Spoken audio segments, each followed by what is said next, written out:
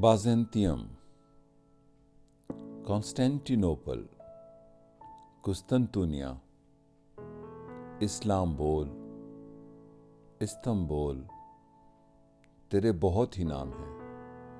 تجھے بہت دیکھا، بار بار دیکھا اور نئے انداز سے دیکھا، میرا استنبول۔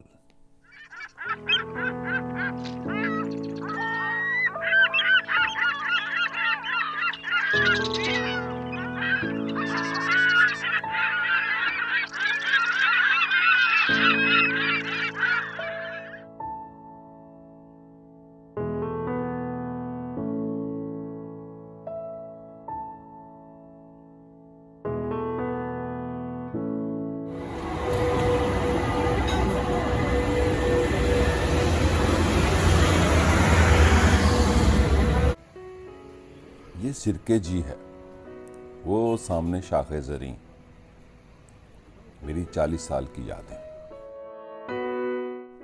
اور یہ شاخ زریں کے کنارے سے، جسے گولڈن ہارن کہتے ہیں، سامنے گلاتا ٹاور ہے، اور اس کے پہلو میں عظیم الشان جامع، اور جامع کے ساتھ جڑا یہ مصر بازار، یہ مسالوں کا بازار ہے۔ استنبول کا شاید یہ واحد بازار ہے جہاں دکاندار گاہکوں کو سیاح نہیں سمجھتے، گاہک سمجھتے ہیں، فراخ دلی سے سرو کرتے ہیں اور درست اور مناسب دام لگاتے ہیں۔ میوہ جات، ہر قسم کے میوہ جات۔ اور یہ میرا سلطان احمد، جسے سیاح میدان بھی کہتے ہیں، یعنی کہ ٹورسٹوں کا سکوائر، اور اس کے اندر موجود یونانی معماروں کا بنایا ہوا آیا صوفیہ، جو دنیا کا سب سے بڑا معبد گنا جاتا تھا یروشلم کے بعد، اور اس کا گنبد، جسے میں استنبول کا جھومر کہتا ہوں۔ یہ ایک عجیب جگہ ہے۔ میری شامیں، میری آدھی راتوں کے محفلیں، میری کئی صبحیں اس سلطان احمد میدان میں گزری، اور اس کے بیچ ایک فوارہ۔ یہاں پر لاکھوں سیاح آتے ہیں ہر روز، یقیناً 1,00,000، 2,00,000، 3,00,000، ان گنت۔ یہاں بیٹھ جائیں تو ہر زبان سننے کو ملتی ہے، یونانی، عربی، فارسی، ہندی، اردو، اٹالین، بلگیرین، رشین، چینی، کورین، جاپانی، پرتگالی، ہر قسم کی زبان، چونکہ دنیا کے ہر خطے سے سیاح اسے آیا صوفیہ کو دیکھنے آتے ہیں، اور اسی کے پہلو میں سارا کچھ ہے استنبول کا۔ جی ہاں، وہی استنبول جسے ہپوڈروم کہتے ہیں۔ یہ ہے وہ بازنطینیوں کا استنبول، بازنطینیوں کا گرجا، اور سلطان محمد فاتح نے اسے فتح کیا تو یہ مسجد بن گئی۔ سلطان احمد ایک عجیب علاقہ ہے۔ سیاح سمجھتے ہیں کہ ترک یہاں بڑی محبت سے پیش آتے ہیں۔ وہ تو ٹورزم کا ایک ذریعہ معاش ہے، ہاسپٹیلٹی۔ لیکن یہاں پر ایک دکان ہے جس کی میں کئی سالوں سے کوشش کر رہا تھا ویڈیو بناؤں، تصویریں بناؤں، لیکن وہ اس کا دعویٰ ہے کہ یہ آٹومن دور کے منیچرز ہیں، لیکن یہ منیچرز کیا ہیں؟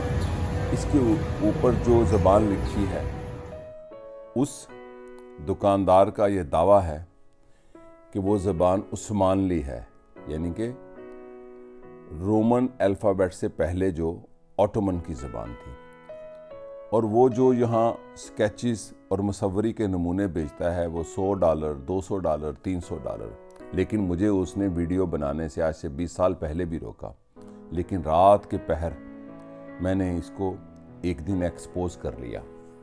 اس کے اوپر اردو کے اخبارات ہیں ہندوستان کے، وہ اس کو پیسٹ کر کے لگا دیتا ہے، ایک ہی شعر، بلکہ کچھ تو قبض کے حوالے سے دوائیاں ہیں حکیموں کی اشتہار میں، اور کوئی تصویر مصوری کی نام نہاد 200، 300، 400، حتیٰ کہ $1,000 کی بھی بیچ دیتا ہے۔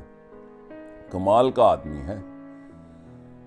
اور سیاح امیر سیاح جس انداز سے اس کو خریدتے ہیں وہ دیکھنے کے لائق ہے۔ تو یہ ہے وہ سلطان احمد۔ میں کہتا ہوں کہ یہاں ڈالر سارے شہر سے زیادہ سستا بکتا ہے، چونکہ یہ سلطان احمد ہے اور یہ ہے باسفورس، اور باسفورس کے کنارے دولما باہچی پیلس۔ زوال یافتہ آٹومن دور کے آخری سال اس محلات کو تعمیر کرنے میں لگ گئے، اربوں روپے لگا دیا، لیکن آٹومن اپنا جاہو جلال دکھانا چاہتے تھے، یورپی طرز کا عثمانی محل۔ اور یہ جو استنبول کا جھومر ہے، اس کے چاروں مینار علیحدہ ہیں، مختلف ادوار میں بنائے گئے مینار گرتے تھے، بنا دیتے تھے۔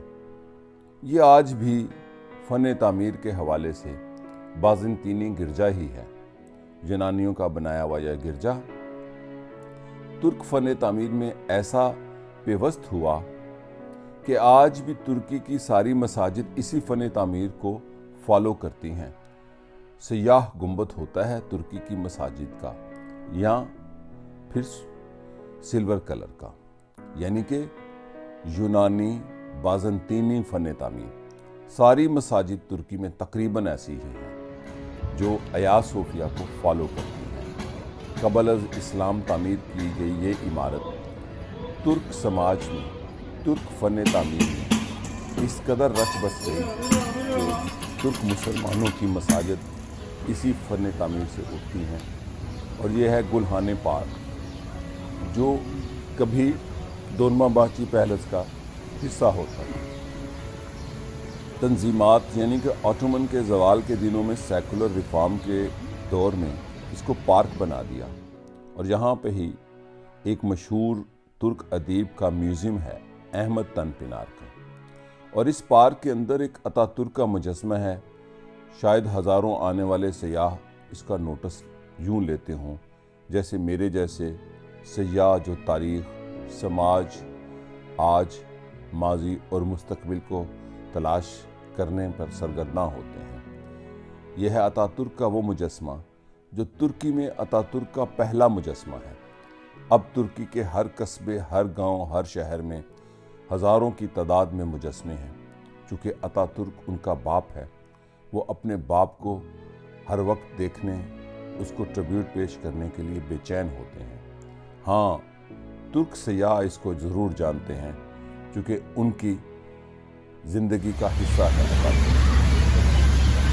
یہ گلہان پارک ہے جو توپ کاپی کا حصہ تھا جب تنظیمات کا یعنی کہ ریفارم ہوئی، لاسٹ ڈیز آف آٹومن، اور ریاست کو، یہ 1923 سے پہلے کی بات کر رہا ہوں، آٹومن پیریڈ میں ترکی کو سیکولر بنانے کی کوشش کی، تو یہاں پر وہ تنظیمات کا اعلان نامہ ہوا تھا اور اس کو پارک میں بدل دیا۔ پھر جب ترکی نے آزادی حاصل کی تو جو اتا ترک کا پہلا مجسمہ ہے وہ بھی اسی پارک میں لگا۔ یہ ترکی میں اتا ترک کا پہلا مجسمہ ہے۔ میرا خیال ترکی کا کوئی گاؤں قصبہ ایسا نہیں ہے جہاں اتا ترک کا مجسمہ نہ ہو۔ یہ ترکی میں اتا ترک کا پہلا مجسمہ ہے۔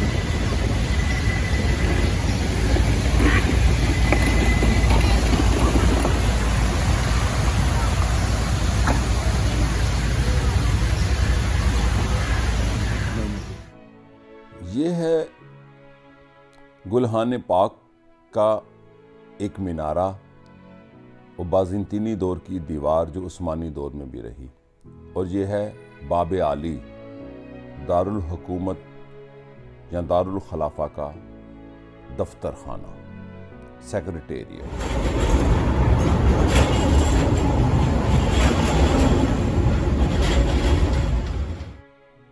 اس گلہان پارک کی ایک خوبصورتی یہ بھی ہے کہ 80 کی دہائی میں یہ عمارت پاکستان سے ڈنکی لگانے والوں کے لیے ایک اہم منزل ہوتی تھی۔ یہاں پر لاہور ٹریول ہوتا تھا جو ڈنکی لگانے والوں کو یونان سے آگے یورپ تک سمگل کرنے میں مدد دیتے تھے اور پیسے کماتے تھے۔ سلطان احمد کے اندر ایک عجیب دنیا آباد ہے۔ یہ کبھی ہپیوں کا مرکز ہوتا تھا، اور یہ وہ ہوٹل ہے جو پچھلے 40 سال سے میری محبت اور قیام کا ایک جگہ ہے، اور اس کے ساتھ یہ کوفتے کی دکان سلطان احمد کوفتے چی۔ اس کا مالک ازبک تھا، مر گیا، میرا دوست تھا، اب اس کے بھتیجے اس مشہور کوفتے کی دکان کو چلاتے ہیں۔ استنبول جائیں تو بیوک ادا نہ جائیں، یعنی کہ بڑا جزیرہ، پرنسس آئلینڈ۔ یہاں پر موٹر وہیکل نہیں چلتی۔ کبھی یہاں کم سیاح آتے تھے لیکن اب بہت سیاح آتے ہیں، اور یہاں پر تعمیرات، بڑی بڑی حویلیاں جو در حقیقت محلات ہیں، دیکھنے لائق ہیں۔ آرمینین، یونانی، یورپی اور کچھ آٹومن طرز تعمیر بھی ہے۔ زیادہ آرمینین اور یونانی لوگ یہاں رہتے تھے۔ اب یہاں پر میرے کئی دوست رہتے ہیں، اور اس جزیرے کی ایک خوبصورتی یہ ہے کہ سوویت یونین کے بانی رہنما ٹروٹسکی نے یہیں پہ پناہ لی۔ یہ ساری عمارتیں رینوویشن کے پروسیس میں بھی ہیں۔ اب تو مجھے یہ عمارتیں اپنی لگنے لگی ہیں۔ بحیرہ مرمر کے اندر یہ 7 جزیرے استنبول کا حسن ہے، اور یہ اس کا سب سے بڑا جزیرہ ہے۔ میں جب یہاں آتا ہوں تو نئی یادیں بناتا ہوں، لیکن نئی یادوں کے ساتھ ساتھ پرانی یادوں کو بھی تازہ کرتا ہوں۔ 40 سال استنبول کی تلاش اور میری تلاش کے سفر، کچھ کم یادیں نہیں، کچھ کم باتیں نہیں، بہت تجربات اور مشاہدات ہیں، بہت واقعات ہیں، خوشی اور غمی کے، خوش کر دینے والے، اداس کر دینے والے، ہر قسم کے واقعات۔ 40 سال، تقریباً نصف صدی اس شہر کو، جسے استنبول کہتے ہیں، کبھی قسطنطنیہ کہتے تھے، کبھی اس کو کانسٹینٹی نوپل کہا جاتا تھا، اور اس سے پہلے جب یہ آباد ہوا چھوٹی سی بستی بازنطیم کہتے تھے۔ میری اس شہر سے بہت یادیں وابستہ ہیں، اور ان یادوں کا ذکر میں نے اپنی کتاب میں ہوں جہاں گرد میں کیا۔ یہ گلاتا ٹاور کے پل سے اوپر استنبول کا ایک نظارہ، میں کہتا ہوں یہاں سے سارا استنبول نظر آتا ہے۔ میرا استنبول یہ گلاتا ٹاور ہے، جس کا مطلب ہے کرائسٹ کا ٹاور۔ 1340-48 میں مکمل ہوا اور 171 فٹ بلند ہے، اور یہ استنبول کی پہلی بلند عمارت تھی، ہیا صوفیہ سے بھی زیادہ بلند۔ ایک ایسا استنبول جس کو دیکھنے کے لیے کئی زندگیاں چاہیے۔ میں نے اپنی زندگی کا بڑا حصہ اس شہر کو دیکھنے پر لگا دیا۔ میرا استنبول، تاریخ اور آج کا استنبول۔